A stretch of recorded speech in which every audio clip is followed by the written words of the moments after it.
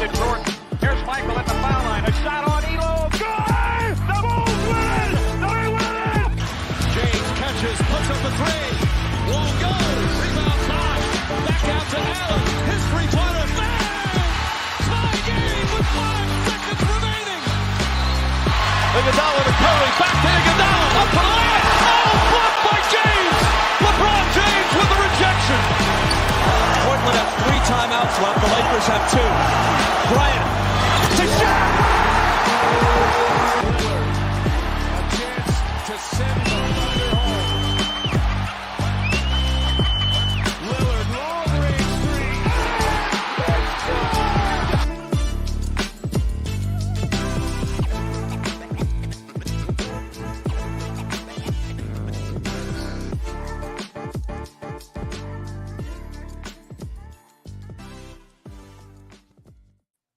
Hello, everybody. My name is Tim Daniel, and welcome to this week's edition of 48 Minutes Basketball Network podcast, where we talk all things NBA, college, and whatever else is going on in the world. We're here for you. Here, as always, joined by Sean Mackey, Ben Brown, and Ben, if you could please introduce our other hosts, that'd be very appreciated. My man, my brother, my ace buku, my number one, Joshua Odellis, Forellis, Montellis, Overzealous. Hayes, what's good, my brother? I don't know, man. I'm starting to get little goosebumps, man. I get my own introduction, so. Oh, you already know. you know how it goes. You know how we get down. Must be the funny. That's driving me wild. Let's get to it. Yeah. Well, before we get started into topics today, if you're seeing Sean and I both repping some 48 Minutes Network branding here today. So please, if you want to support us and be a friend, 48minutesbasketballnetwork.merchmake.com. You can get this cool hoodie. You can get that cool crew neck sweatshirt like Sean's wearing. And if you do get some, send a picture. It'd be cool. We'd love to see it. So really excited about that. A fun show today. A great full court heave for our third of these. If you've been tuning in the last couple of weeks that Ben came up with, cannot wait to share with you guys. But let's go ahead and get started with our, let's give some love to the role guys, right? This is our bench gods this week. I know Sean put his together. Did you get one? Are you good? I'm good. Awesome. Perfect. Fantastic. I'm excited. So Let's go. Ben, you had my favorite name on the list so far this week. So we're going to go with you first. Okay. Who did you pick? I know who you picked, but tell the audience who you picked. Guys, I went with the Kings are 13-11 right now. And one of their key contributors off the bench is a guy from the University of Kentucky. Not that matters. Malik Monk.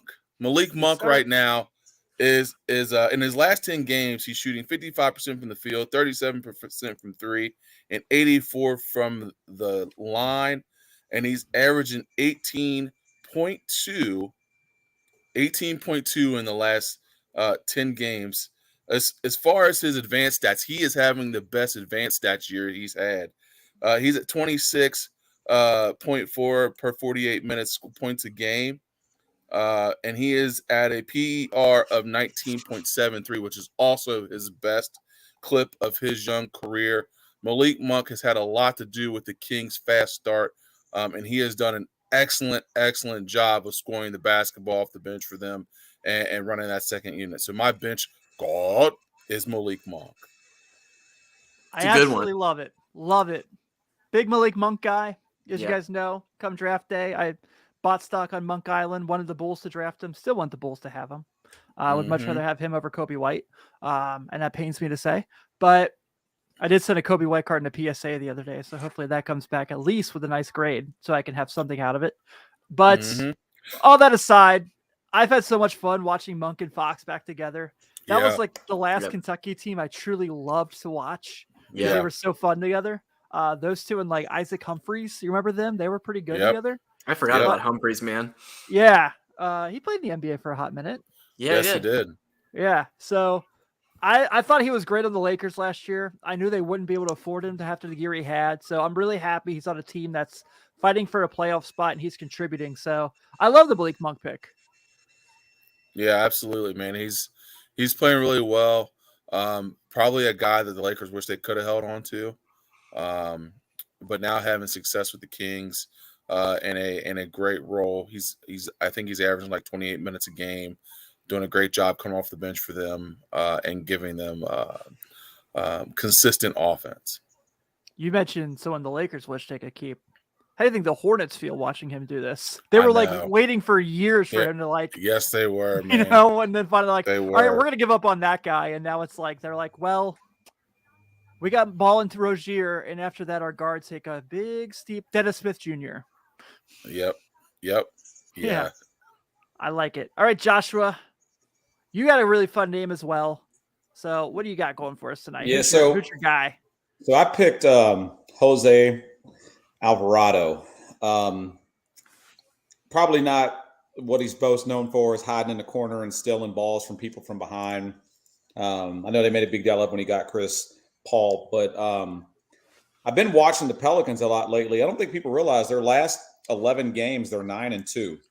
Yeah. And the last 5 games, he's averaging about 16 points a game. He does a lot of the little stuff that doesn't get put on the he's a little pest on defense. He's averaging almost 2 steals a game over the last 5. Shot really well from the floor. And then last night, he kind of had this like random offensive explosion where he went for 38 points and hit 8 of 11 3-pointers. In the game before that, he had 15. I don't know. He's just kind of fun to watch. He's an energy guy. I think he fits the Pelicans well with what they're doing. I think we've all said that when the Pelicans are healthy and they got Zion and they got Brandon Ingram and they have McCollum on the floor, they're going to be a really fun team to watch. And I think he kind of fits that fun piece of them on the floor. And so far, he's done a lot of good, like I said, from the defensive side and just all the little intangibles that he pulls on the floor that a lot of people don't see. So that's why I rolled with him this week. Zion last night in his press conference called him their X factor. If that tells you everything you need about what Jose Alvarado means to the Pelicans. Yeah.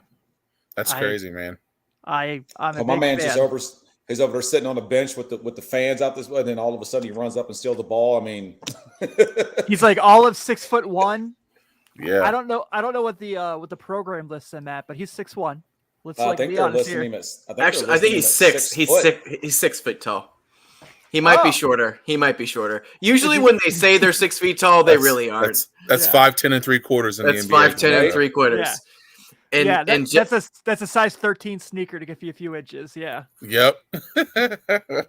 and Josh, you stole my bench god, man. So that's who I was going to pick as well. So I'm all in on Alvarado at this point. Also got himself a nice My Team card today. Did you get him? No, I haven't. I just got home a little while ago. Oh, okay. Yeah. I didn't get him either.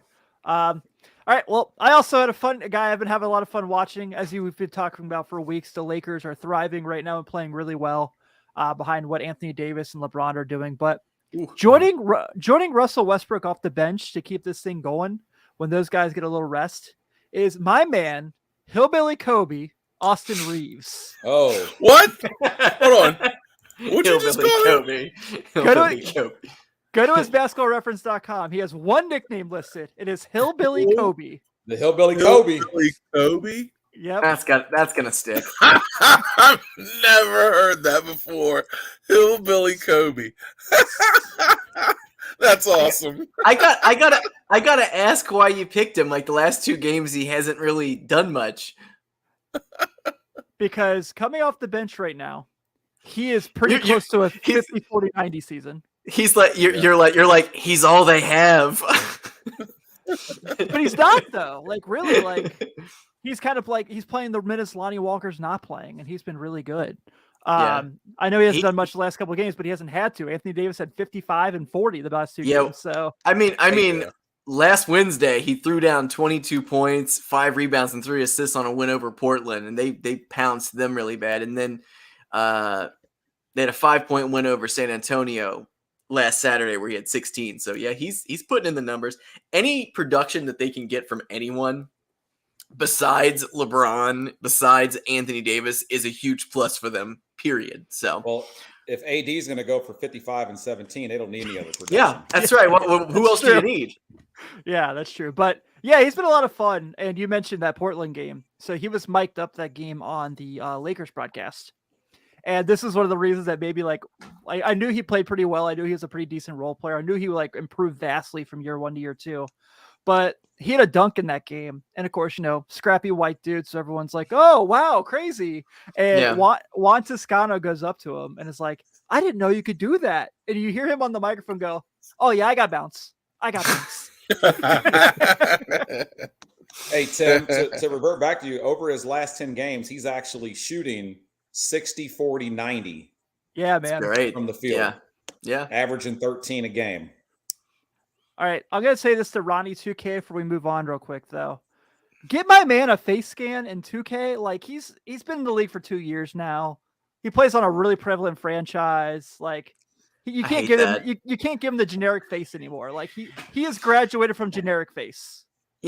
It's funny to me when a video game like that doesn't put the time even into a minor player. There was a game, I want to say in 2008, and it was just called NBA, and it was for PlayStation, and it was absolutely terrible. And I loaded up. It's Mr. Joakim Noah's rookie year. I loaded up, and he is a white guy with a crew cut. And I was just like, come on. I literally just took the disc out at that point. I was like, no, that you didn't give any respect to my guy at all. No, you did my guy all wrong.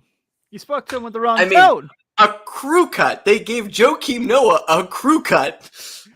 Oh, well, I mean, the first time Tom Brady was in a video game, he was QB number 11. Ooh, well, he had a 58 overall rating. Got to start low. Yeah. Oh my god. I think he'd have his name in the game, even though he was the quarterback at Michigan.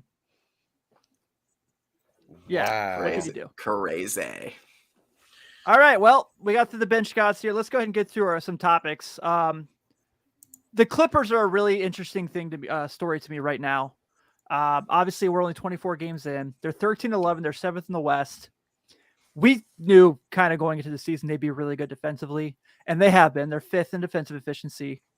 They're 28th in offensive efficiency. The Lakers are past them in offense, which is unbelievable. Kawhi Leonard has missed 19 of the 24 games. Paul George has already missed 8 games. Luke Kennard's missed 10 games. John Wall's only missed 6, and he's played pretty well actually as the backup point guard to Reggie Jackson. And then Paul George is now, and Norman Powell's out again tonight. I think he's only missed a handful of games, but he hasn't been playing on the court for a little bit.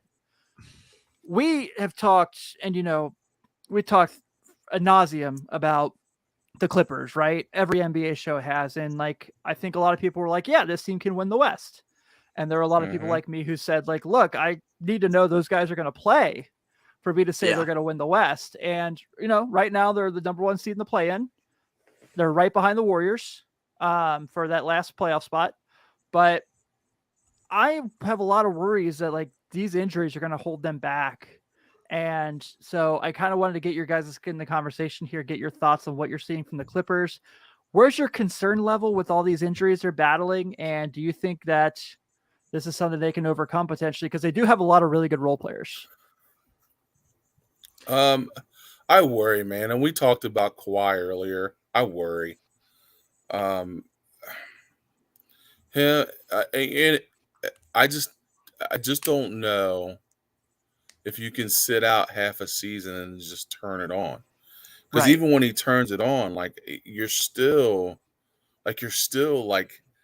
you're not full strength. You're not yourself. You're not Kawhi from Toronto. You're not Kawhi from the Spurs. I don't know if you can just turn that on.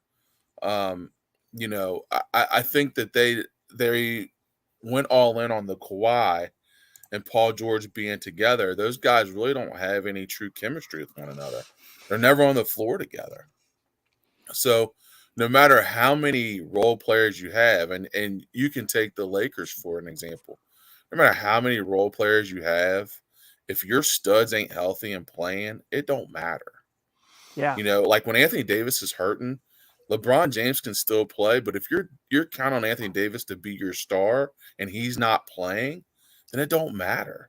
And that's where the Clippers are right now. They've got some really good role players. John Wall's playing well. I love Zubac. I love all those guys. Yeah. But if your star that you count on and you said this is what we're building our team around, and he ain't playing or only plays 35 games in the season, and the other star that you're supposed to be relying on only plays 45 or 50 games in the season, like how can you build any chemistry or have your team be as healthy as they need to be going into the playoffs when everybody else is having to log their minutes? Because when they don't play, somebody's got to get those minutes. So everybody else is logging those minutes, and you know it's not going to be good. The other guys, your key guys, aren't playing, but your other contributors are logging big time minutes because your stars aren't playing. So it's not a very good combination. And like I said, you saw that with the Lakers last year, and beginning of this year when their stars go down and you're trying to piece things together and put things together with role players, man, it just don't go that way. The NBA is too good. The teams are too good. And the stars are stars for a reason. So I think I think they'll make the playoffs, but man, it'll be a struggle. I just don't think those guys will be able to stay healthy consistently. So right now, Paul George, Kawhi Leonard, Norman Powell are all listed day to day. I do think Kawhi Leonard is on the track to be back soon. He's been practicing with the team. He's been doing some 5-on-1 work and some scrimmaging and stuff. So I'm with you, Ben. I'm still not up on Kawhi. Season at the end of this year, and so the start of next year, if he is not on the court when the season starts, then I'm out on him. But I'm not out on him yet until next year. Paul George always seems like he has these nicks and bruises and these like maintenance things that keeps him out from time to time. So he'll be good by the end of the season. I'm not worried about him. Luka Kennard is actually the one that's out and has been out for a while. And I'm not really sure how hurt he is. Says it's a calf injury. He's been out since the 15th of November. So, I mean, we're going on a month here soon that he's not played. And then Norman Powell is a groin that's listed day to day. So he'll probably be back fairly soon. But to what you said, if you look at their roster and you just go down the list and you just look at the names on the roster, Luke Kennard, Robert Covington, Paul George, John Wall, Marcus Morris, Norman Powell, Nicholas Batum, Terrence Mann, Zubac, Reggie Jackson. They got some other guys that they could probably start to get. Diabate. Sure. We saw some flashes last year from Brandon Boston Jr. When he was getting minutes. Moses Brown. I mean, I feel like they still got guys that can help fill some plugs in. And I feel like all they need to do is stay at 500 until they can get their guys back. If they can stay at 500 and get their guys back, because you guys know at any given time, Reggie Jackson can step up and put the ball in the bucket. Marcus Morris can step up and put the ball in the bucket. We saw Terrence Mann have a 30-point playoff game last year. Yeah. So it's there. Robert Covington can get hot and shoot the lights out sometimes. He's not in the rotation right now, though. He is not. But it's there. And we know that with the Clippers are the one team that they generally shoot fairly well from three. So like they're always in games. They keep games close. I just think they need to stay at 500 or so. They can stay around that number by the time they get everybody back. And I still think they're a good team without Kawhi. Without Kawhi, yes. Yeah, I feel like this team is completely just banking on two guys who may or may not play together. They're hoping that they're going to click at the exact right time and the stars are going to align for this. I mean, that's all the Clippers have right now is the stars aligning at the right time towards the end of the towards the end of the season, getting into the playoffs. If you have a healthy Kawhi, if you have a healthy Paul George, you definitely have a chance. And like you guys are saying, the role players here, this is a deep ass team. Like this is not like a team that's, not built to do anything. This isn't the Lakers where, Hillbilly Kobe is going to have to step up, So man, that kills me. Don't talk bad about my man Hillbilly Kobe. Right? Oh, I'm not.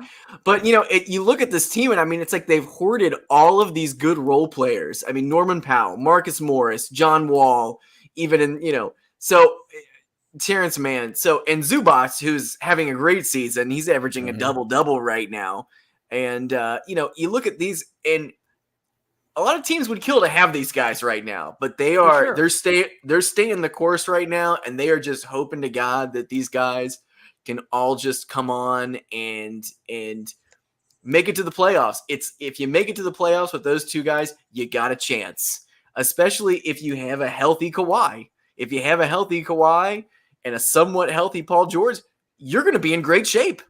So, but they're really, really banking on it, and if this season ends and they are, they're out in the, conference semis, or they're out in the first round or anything, where does this team go from here? So it's like they're completely banking on those guys coming back. Yeah. And if I'm a team right now, I'm not trading for either of those guys right now. I agree. I'm just going to go ahead and say it. I'm not. I'm especially out on Kawhi. He's the only person I can say this about in the NBA, but his injuries, they're just shady. We never really know what's going on. It's like everything's so nonchalant about it. It's like, well, he's out again, and it's like, what's going on with Kawhi? Like, what is going on? You think he's scamming the system so he can only play 35 games in the NBA season? And if that's it, you think he's really hurt? They're like, you know what? He's just scamming the system. He's really healthy. He's getting some practices in, and he's figured out a way to play 40 of the 82 games in a season, come in for the playoffs, and try to run shop. He gets paid regardless. So maybe, right. You know what I mean? Maybe he could. He's still making his $42 million a year. Yeah, good for him. Did you guys see? So I think it was All the Smoke. Phil Handy was on there recently, and they were talking about the year he was in Toronto with Kawhi. And he's like, he's just a weird guy. Like, we've all heard the stories. He's like, he's just like a different cat. He's one of those, like, he doesn't talk much. When he talks, everyone listens. He's like, so we're down 2-0 to Milwaukee. And Nick Nurse says, all right, guys, so tomorrow we're all going to come in early and we're going to go over adjustments. And Kawhi just goes, the adjustment is I'm guarding Giannis, and just leaves. That's literally all he said, apparently. You roll with that, though, right? As a coach, you just roll with that. You're like, yeah, he's guarding Giannis. Nick Nurse is like, adjustment's good. Here we go. It's just like the 2020 Finals, Game 5. Jimmy Butler has that insane game to like extend the series against the Lakers. Oh man, And then LeBron goes, "I got Butler," and we saw what happened in Game 6. Yeah. So, absolutely, Josh, you do roll with it. Let's go real quick to it. Really, this team to me is the most interesting circumstance in the NBA right now. That's the Dallas Mavericks. So the Mavericks are 11-11. They're currently in the play-in. They are playing here in about 10 minutes. They're going to tip off for tonight. So before we record, 9th in offense, 8th in defense, 8th in net rating. Luka Doncic is the second most efficient player currently in the NBA, which is a really interesting dynamic as well. But I told you guys as I was putting this together and I was looking at things. So they have 11 losses. 10 of them are by less than 10 points. So they're close. They were in the Western Conference Finals last year. I thought they improved their roster, especially getting guys like Christian Wood. Losing Jalen Brunson did hurt, but Spencer Dinwiddie, I thought, I think can still be a guy who can be serviceable in that role. But they got to figure out a way to close these games. I know Jason Kidd is probably preaching that so much. He's been a really, really far better of a coach with Dallas than he was even thought of in Milwaukee and Brooklyn. I'm just blown away how good he's been as the head coach there and how much his team responds to him. But I don't know what their financials look like. I know they signed Kemba Walker, but it sounds like he's going to be like if we need you, we'll play kind of thing. Just a good veteran guy to hang out the bench and help the young guys. And they have good role players. So I'm curious to see what you guys think on this one, because they're a really interesting dynamic right now. Go ahead, Jim. Go ahead. Josh. I was just going to say the first thing that you did in the offseason was you paid Christian Wood a lot of money. And Christian Wood doesn't start. Every now and then they do play him a lot of minutes. But I feel like every time he plays an ample amount of minutes, like a couple nights ago, he played 35 minutes in an OT game and he put up 25 points and 10 rebounds, and he shoots well from the floor. I've not watched enough of Christian Wood to know how good his defense is. But one thing I have noticed is that I feel like Luka's playing a lot better on defense. And yeah, you look at the way this team is constructed, they just got Hardaway back. And he seems to already be back to kind of his normal self. They just got Kleber back. Or they just got Powell back, I'm sorry, who missed some games. And I like the way their roster is constructed.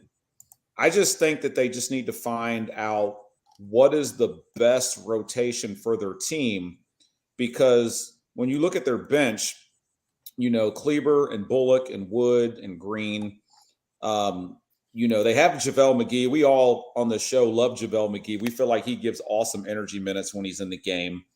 And then Luka finally looks like he's got enough shooters around him that these games, like you said, should be getting closed out. So like they lost to who was it the other day? They lost to Detroit in overtime.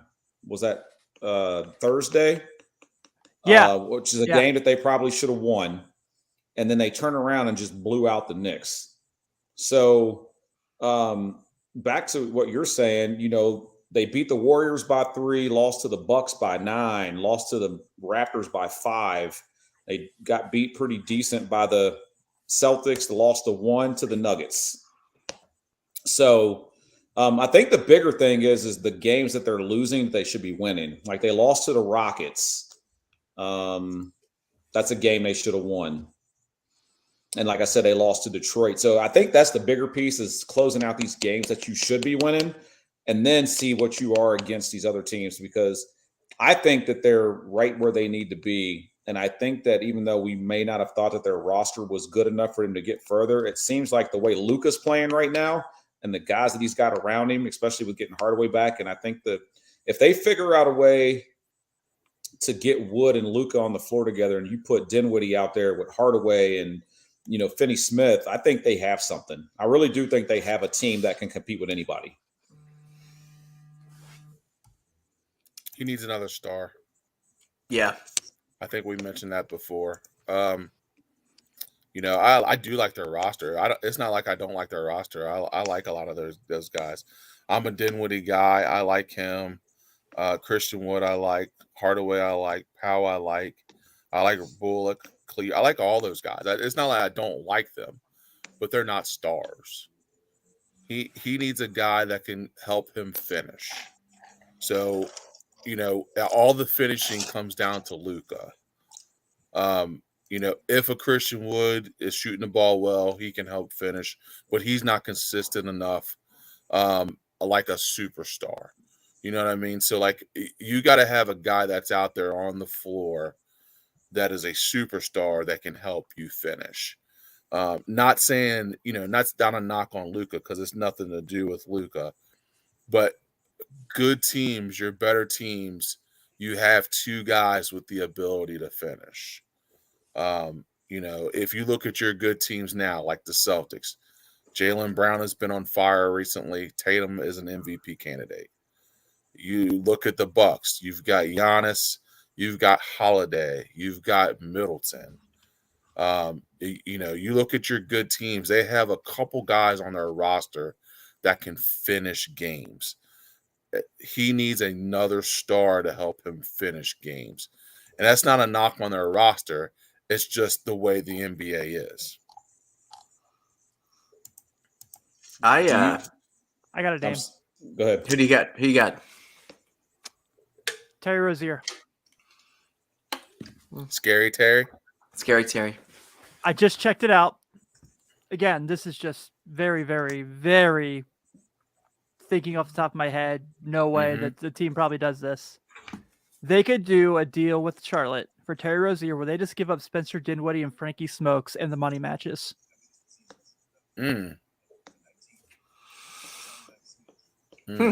But see, you're saying close a game out. I want you guys to think about this. Michael Jordan didn't have anybody to help him close a game out. Michael closed the game out. Scotty was there. He was the star, but he didn't close the game. The ball didn't go to Scotty's hands and say, hey, we need you to close this game out. It was Mike every single time that had the ball in his hands, which is what Luka does, right? So what Luka really needs is a number 2 guy, is what you're saying, that can roll with him and do some of the other things to take the pressure off him, but you still want Luka to be that dog at the end of the game. Yeah, absolutely. Yeah. I'm not saying Luka can't be that dog. Yeah, that's not what I'm saying. I'm just saying that, like I said, I like Spencer Dinwiddie, but I don't consider him not like a closer, but maybe like a number 2. He's a very good. He's a very good guy that plays his role. Yes, very good guy that plays his role. But you need a guy that's on the floor that they can't just say, okay, well, Luka's going to close and that's it. Every once in a while, Pippen had to come in and give you 10 points in a fourth quarter to help Mike close.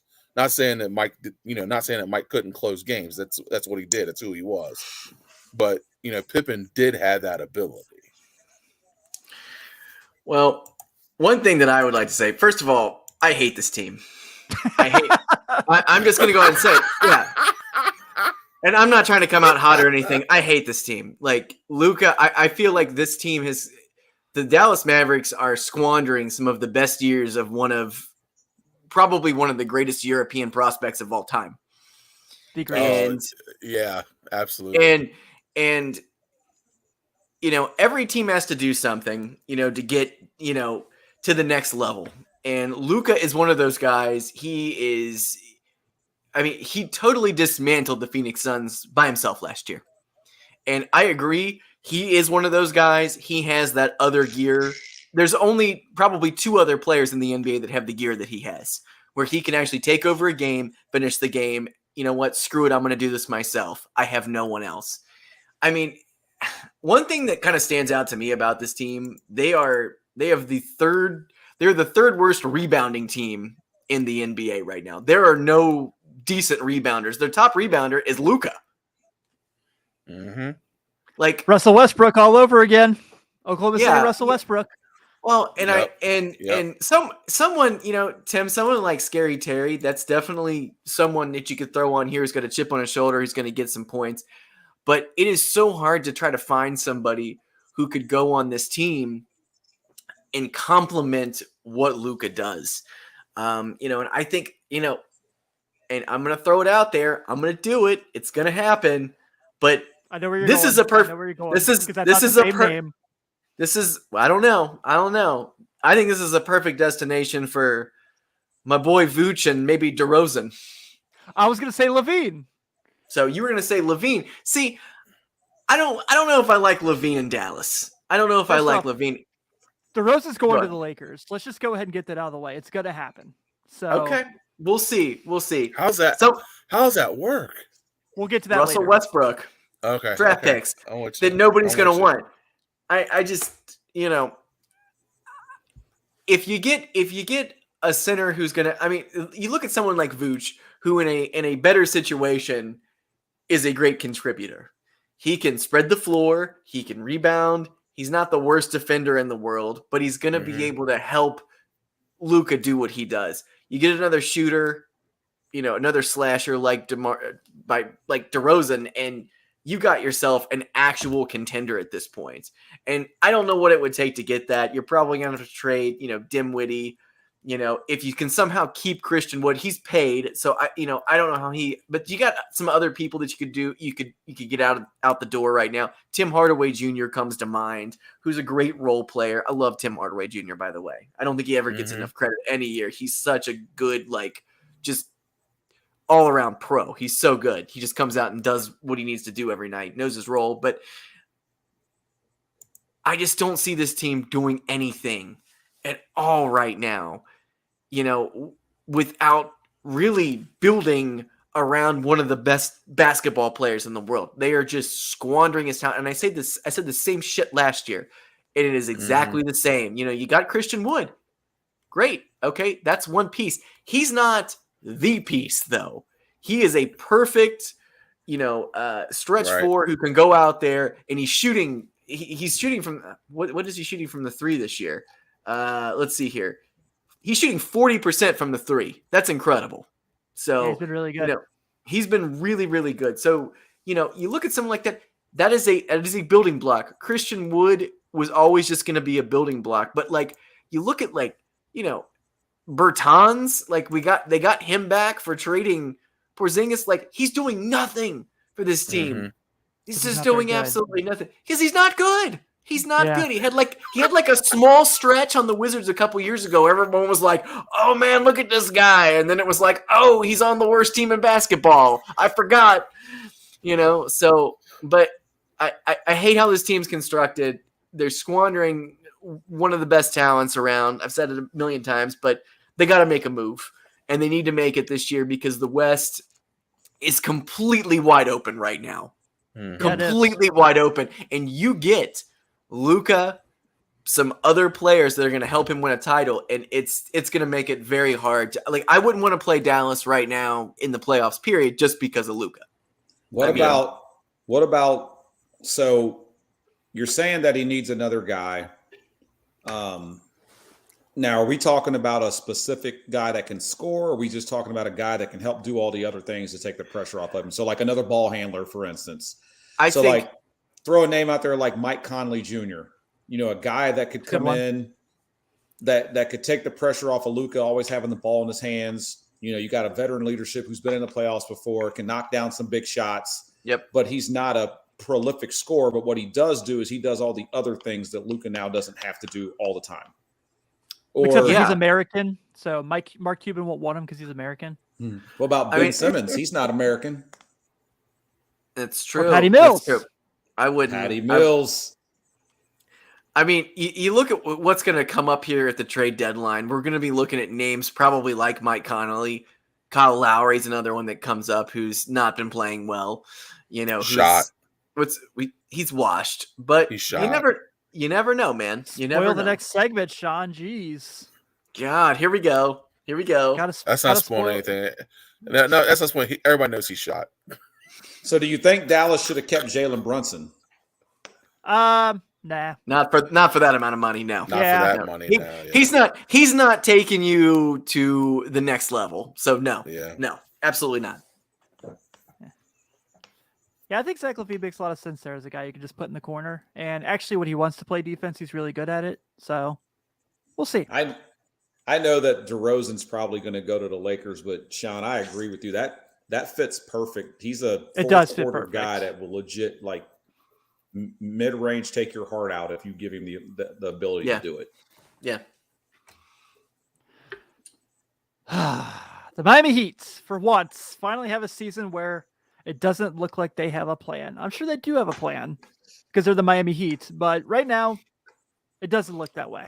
So 11 and 12, 9th in the East, 23rd in offense, 11th in defense. Listen to this right now. Jimmy Butler's now missed 9 games. Kyle Lowry is having his worst shooting season since 2013. Duncan Robinson, 31.5% from 3. Not even shown on here is the fact that Tyler Hero just came back from missing a while, but what he was playing wasn't playing very well. Mm-hmm. And then Victor Oladipo is just now getting to the point where he's a full participant in practice, but won't return at least until after the road trip, according to ESPN's injury reports. So we're used to the Miami Heat, right? Being like one of those just extremely intelligent franchises that always makes the right move. And if they make a move that doesn't work, they twist into a move that does work. Like they've done this since their existence, it feels like in the early 90s. And you've seen them do this over and over again. Turning guys like Ronnie Cycli into Alonzo Mourning and things like this. It's what they do. They've been doing it forever. But they're at a crossroads right now. So, Ben, you and Sean both mentioned Kyle Lowry. It was obviously announced this week that they are listening to offers on him. Yeah, no shit. We all kind of figured that. Yeah, absolutely. I'm curious how many offers they really got. Is this an internally we would listen to Kyle Lowry? And everyone's okay, that's buddy, exactly what it is. This smells like Pat Riley. Yeah, that's exactly what it is. Putting out some news. And we know that this team has no interest in losing. Absolutely none. I know they got Dwayne Wade in the lottery one time, and they had one really terrible season after that. Since they've been good to middle of the pack. It's very rare they're bad. Very, very rare.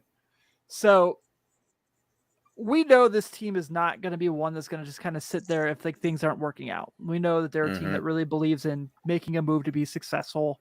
They want to be competitive. They want to fight for the postseason every year. They don't want to have one of those letdown rebuild years that every other franchise has. That's not what the Miami Heat way that we've learned since 2000, since they traded Shaq to Phoenix, basically. Right. So what do they do here? We just listed a bunch of guys that we thought could fit for Dallas. A lot of those guys could very well fit for Miami. And there's many others. I think Terry Rozier on the Heat would be hilarious because him and Jimmy Butler would totally not get along at some point on the court. But yeah, I think Zach LaVine in Miami could be fun. DeRozan in Miami could be fun. Mike Conley there, if you'd taking the Kyle Lowry role. They got to do something though, and like I hate to say it because I really, really enjoyed the year that he was really good, but Duncan Robinson ain't it, man. Like I hate to say it because I want to see him do. Gave him a lot of money too. And it's two questions I was going to pose to you guys. The first one is their deep runs in the playoffs and the amount of energy exhausted by Jimmy Butler. Has that hurt them? That's my first question. My second question is, why did they stand pat in the offseason? Like they didn't, and I understand, I know they like their roster and you're expecting Duncan Robinson to do well. You're expecting Kyle Lowry to be Kyle Lowry. You're expecting Jimmy Butler to be Jimmy Butler. But you've fallen short a couple times in the playoffs. Why not make a move to advance your roster some? Which I like their roster, but I feel like now you're getting a Kyle Lowry who's washed. I mean, let's be honest about it. He's not good. Duncan Robinson is overrated. Hero is okay when he's healthy. Bam Adebayo is probably the most consistent player. He's awesome. He's probably the best because he's the only one that's played really well. Yeah. Your roster didn't get any better, and you haven't done anything to get you over the hump.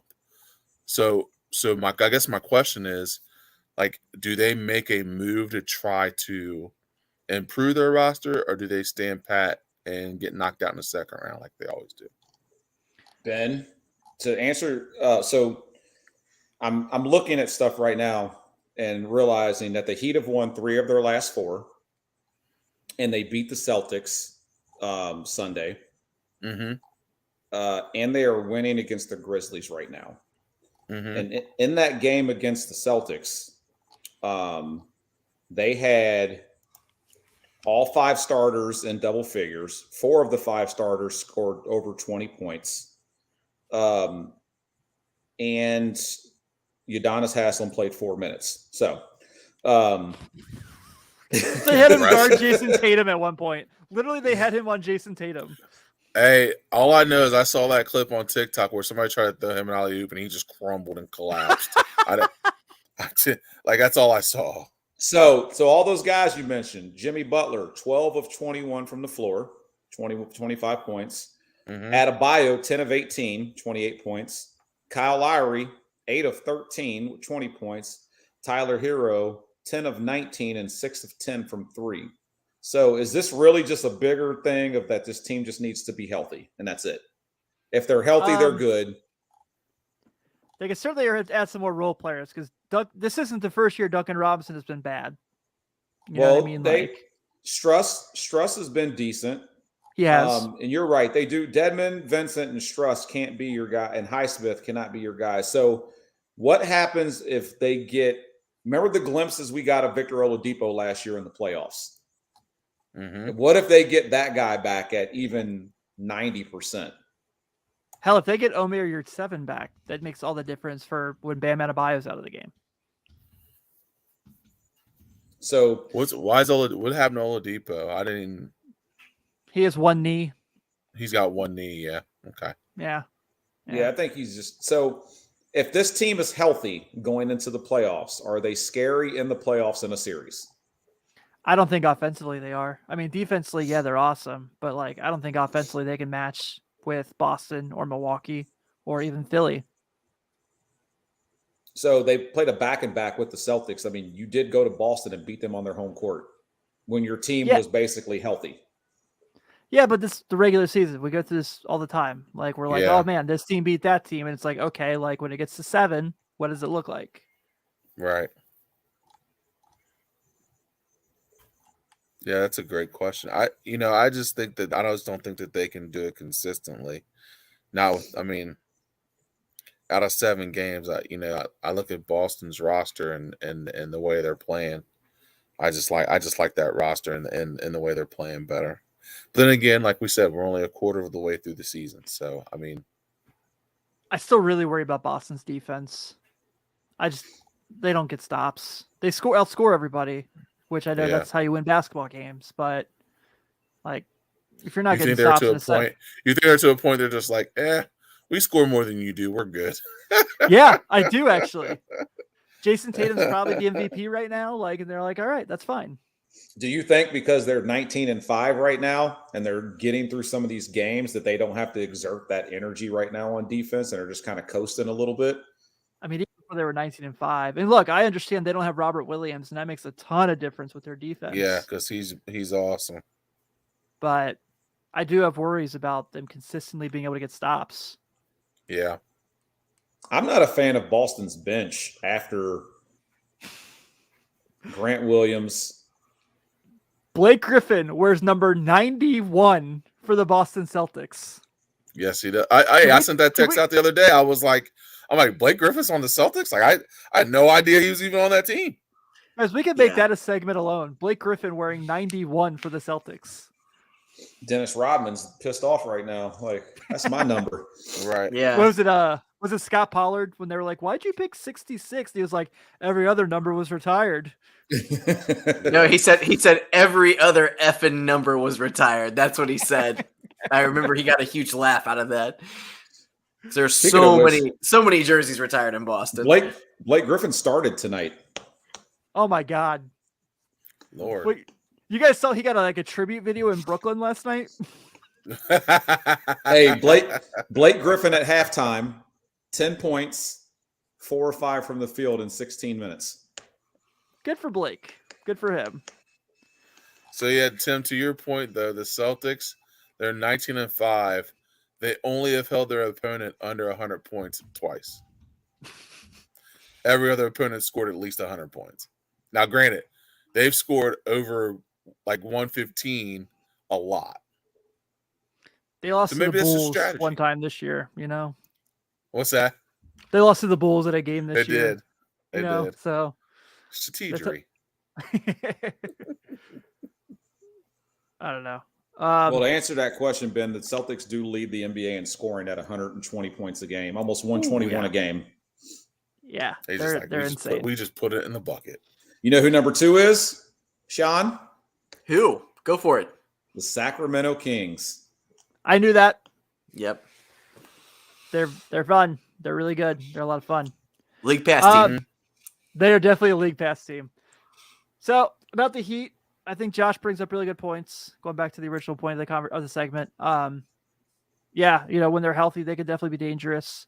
I just think they need to get a couple more scorers. And if they can get everyone back healthy and get a couple more scorers, like ones that can shoot better than 30% from 3, yeah, they could very well be a fun team. Mm-hmm. All right. Well, final segment of the show. This is our full court heave of the week. This is Ben Brown's heave. And Ben, you had a really fun one. So I'm going to go ahead and give you the floor here. Talk about what made you think about doing the biggest draft day what ifs.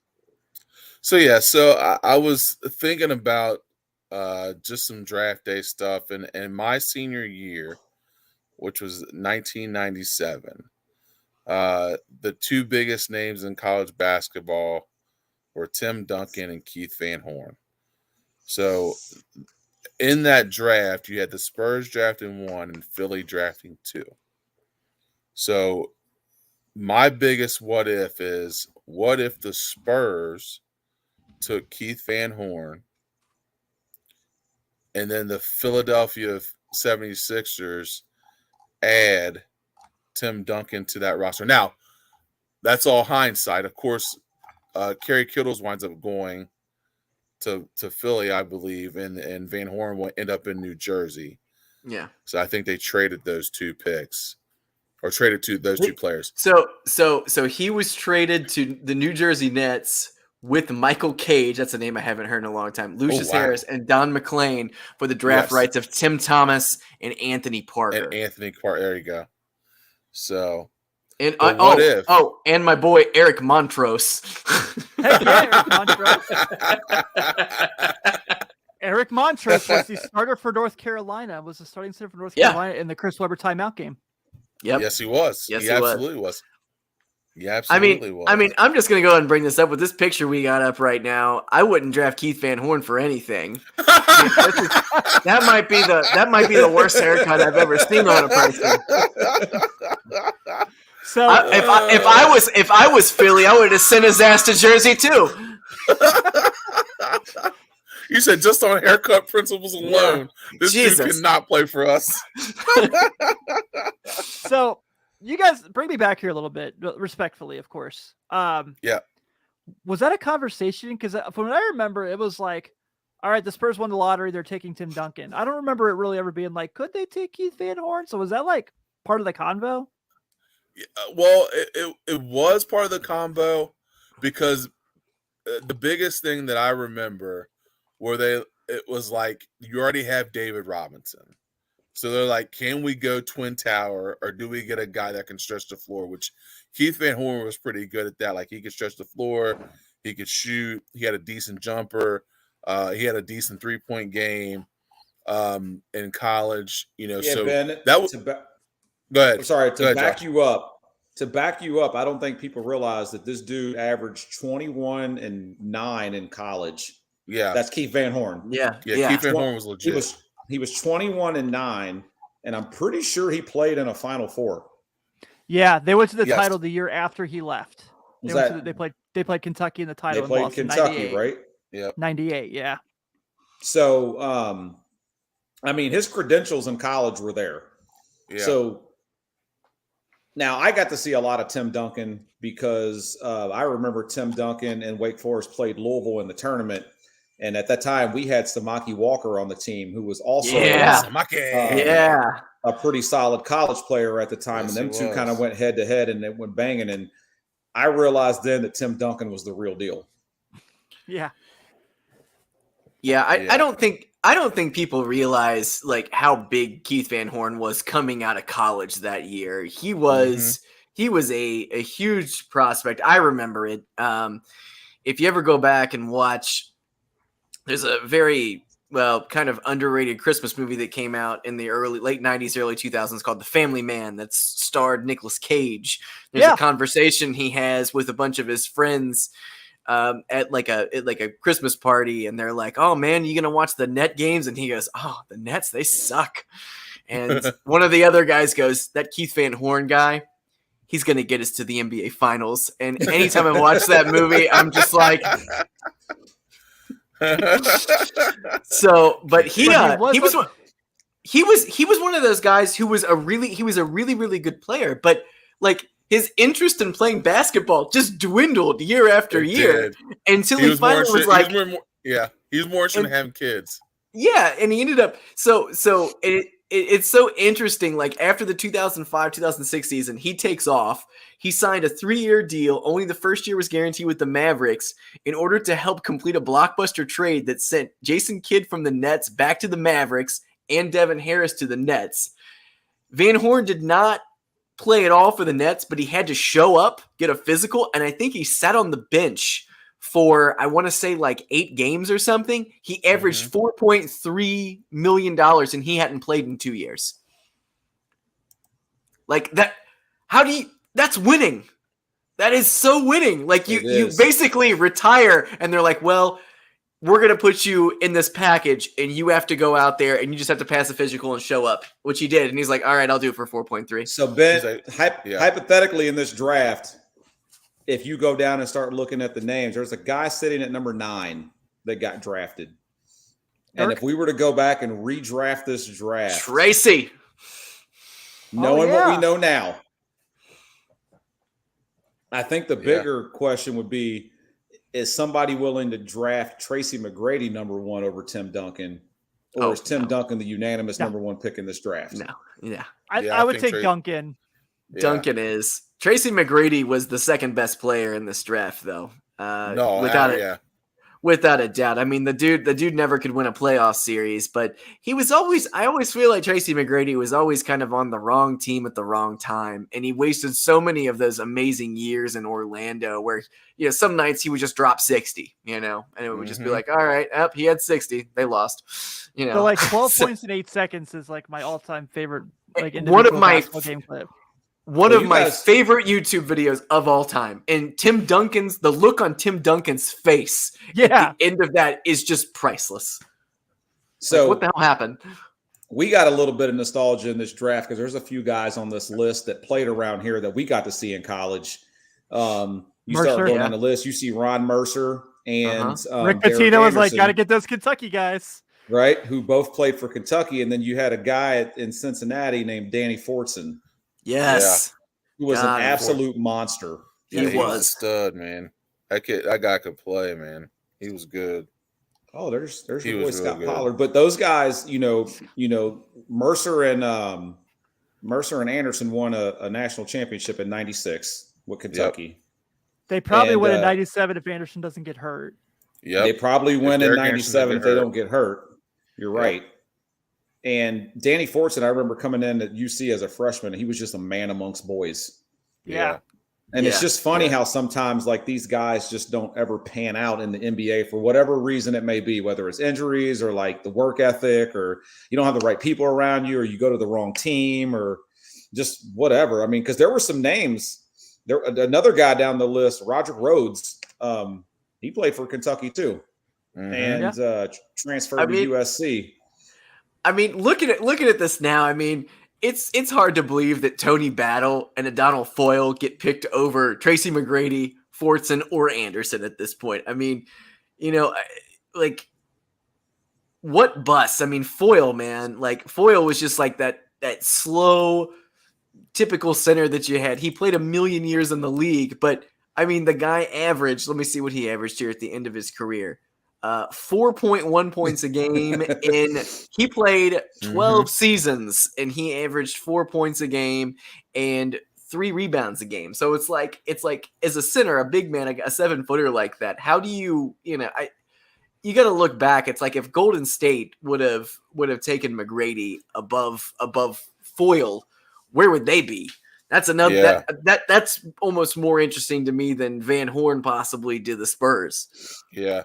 Well, the biggest thing in that was that, like, I always wondered what a Tim Duncan, Allen Iverson combination would look like, and if that combination is able to get a championship. So if that team stays together, team stays together and plays against the Shaq Kobe Lakers in 01 in the finals, like, that's a fight. Does Duncan get it done? Do they get it done? So you think Tim Duncan and Iverson's better than Iverson and Mutombo? hey, don't diss late years Mutombo, man. He was great too. He was defensive player of the year in Philly. Yeah, he was fantastic on that team. That was like one of his best seasons, honestly. And there's a couple of names down the list in the second round that I like to see. These guys that were like they figured out ways to stay in the league for multiple years, and you look down there and you see Steven Jackson. Yep. From Butler County Community College, and then Anthony Johnson from the College of Charleston. They both put in 13 and 14 years respectively. That's saying a lot. They found their niche. They found out what they were good at, and kept themselves in the league. Well, go ahead.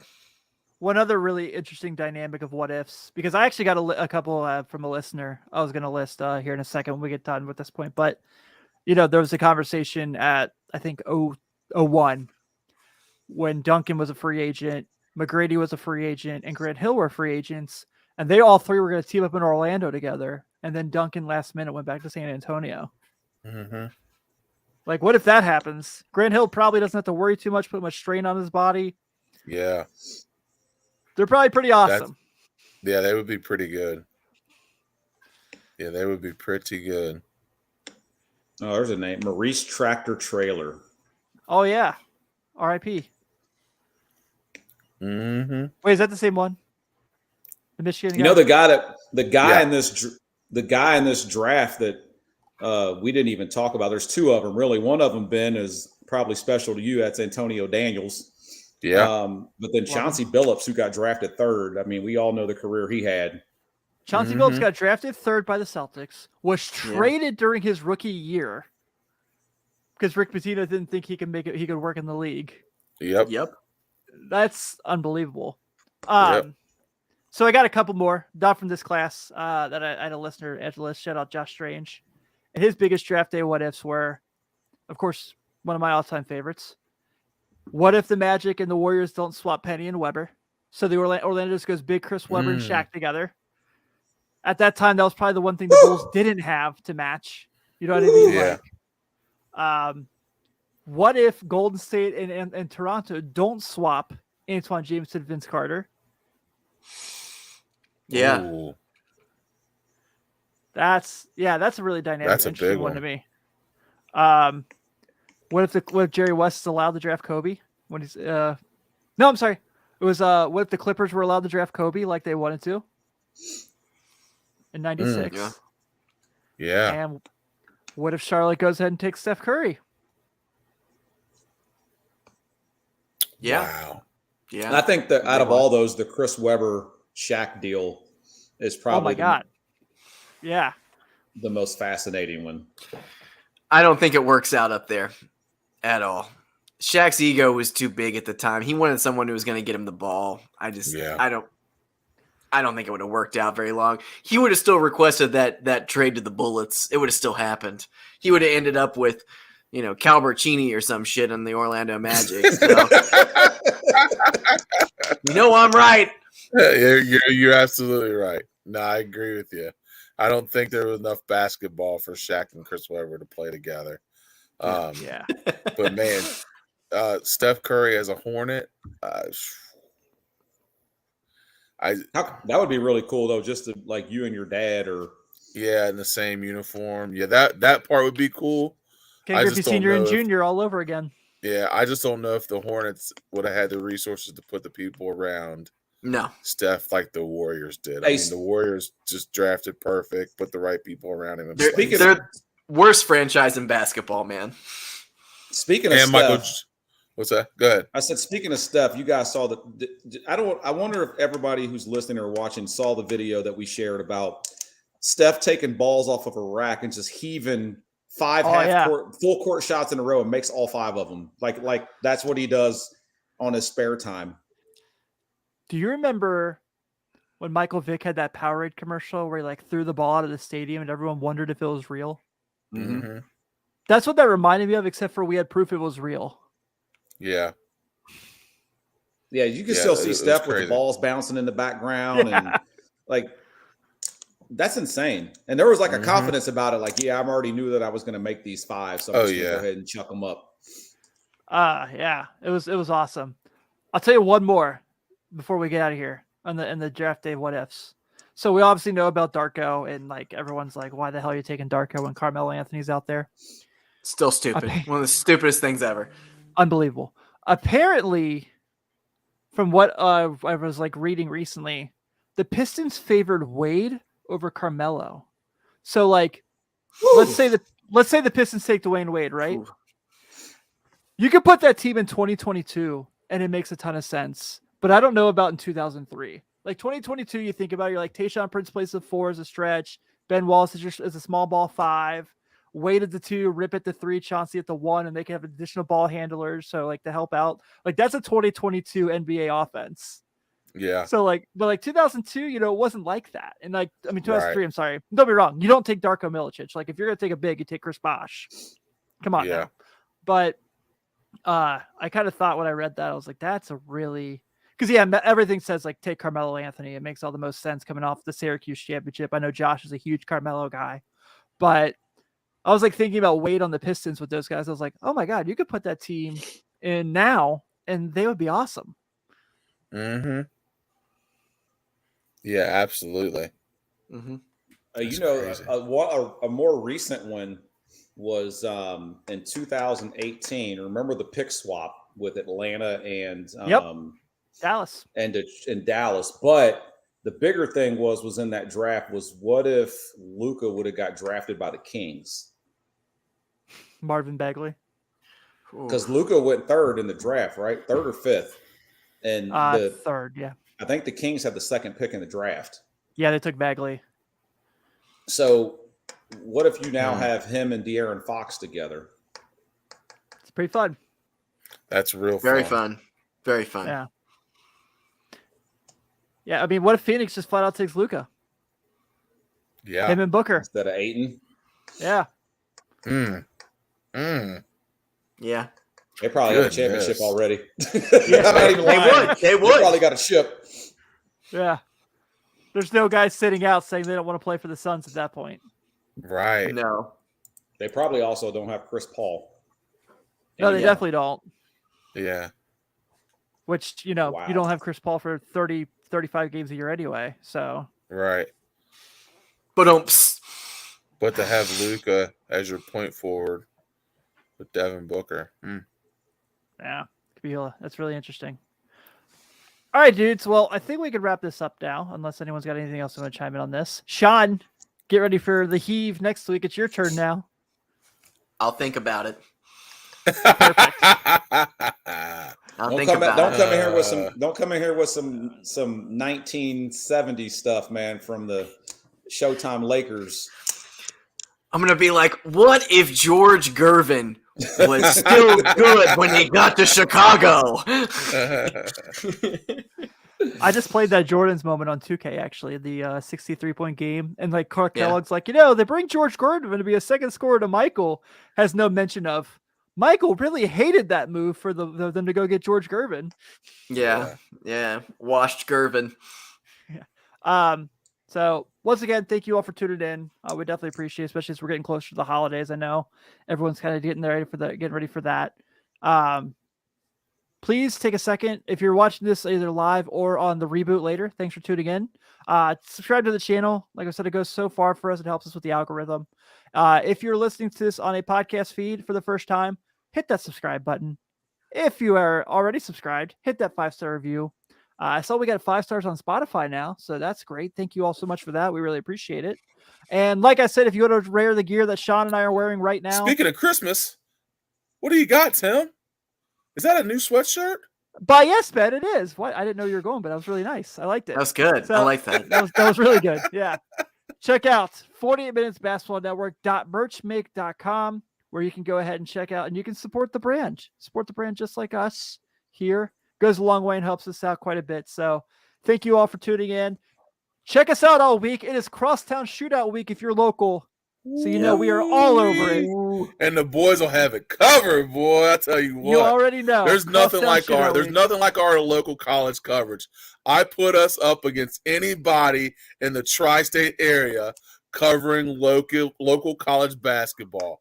We've got people shooting photos. We got recaps. We got live tweets. Ain't nobody following our local college basketball like 48 minutes. I second, third, and fourth that on here. Well, thanks, guys. I really appreciate it. It's a lot of work. So we're doing our thing for sure. He's like, I'm real tired. He's like, I'm tired. I don't sleep much. So thank you all. Have a good one, and we will talk soon.